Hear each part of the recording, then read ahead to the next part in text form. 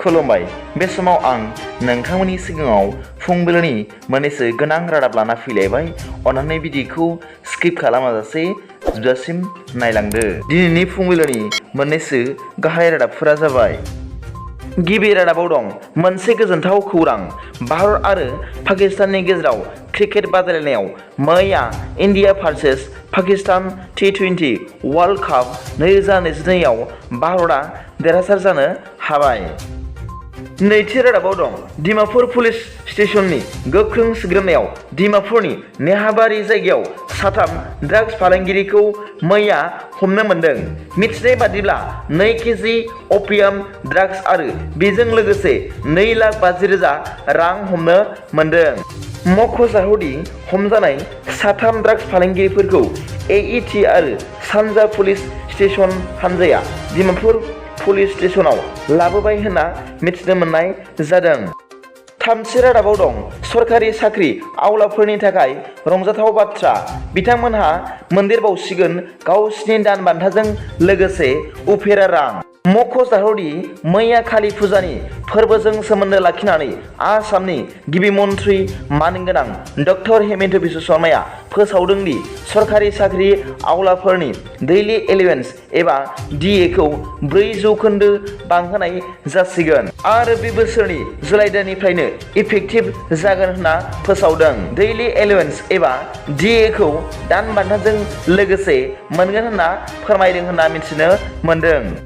ब्रैथि रादाबाव दं गारि साबिजोंनो सासे मानसिखौ बुथारदों। बे खास्रि-बिस्रि जाथाया सुनिबारनि मोनानि 10 हरनि समाव गुवाहाटी नोगोराव जादों होनना खौरां मोन्दों। सुभाष बसुमतारी मुंनि सासे लाइमोना खनजित मेधि मुंनि सासे जुनार फाहामगिरि डक्टरखौ गारि साबिजों गोदोनायाव सुनानै बुथारदों होनना मिथिनो मोन्दों।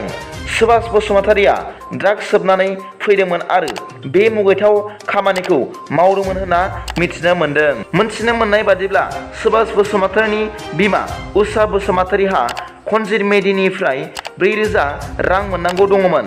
मोनसे हटेलाव बे रांखौ बिनायाव खनजित मेधि आरो सुभाष बसुमतारीनि गेजेराव नांज्लायनाय जादोंमोन आरो बेयावनो सुभाष बसुमतारीया खनजित मेधिखौ गोदोनायाव गारि साबिजों सुना बुथारदों होनना मिथिदों।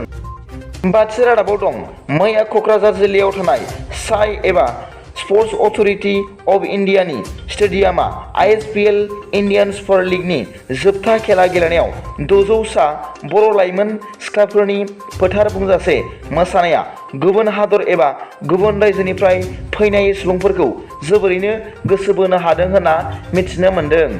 बेजों लोगोसे मैयानि ISPLनि फाइनाल बादायलायनाया बड'लेण्ड टेरिटरियेल रिजन आरो लाइ अट'नमास डिस्ट्रिक्ट काउन्सिलनि गेजेराव सोलिदोंमोन। बे बादायलायनायाव BTRआ 1 गलाव देरहासार जानो हाबाय होनना मिथिनो मोन्दों। द'थि रादाबाव दं आसाम आरो मेघालयआव गिलु-बालु अखा हानो हागौ।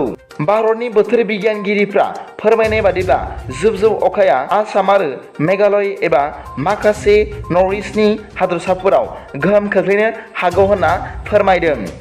अखाजों लोगोसे खोरोमनाय मोफ्लामनाय आरो बारहुंखाबो फैनो हागौ होनना मिथिनो मोन्दों।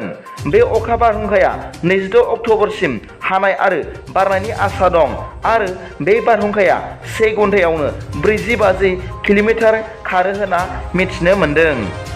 दिनैनि फुंबिलिनि मोननैसो रादाबफोरा दा बेखिनिल'मोन।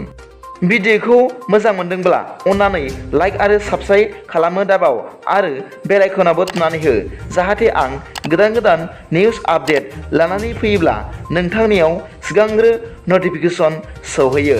गाबोननि फुंबिलिनि रादाबाव नोंथांमोनखौ आंनि चेनेलाव गोसो गोथारै बरायहरनाय जाबाय। गोजोन्थों। एसेनोसै। जै बर' हारिनि जै।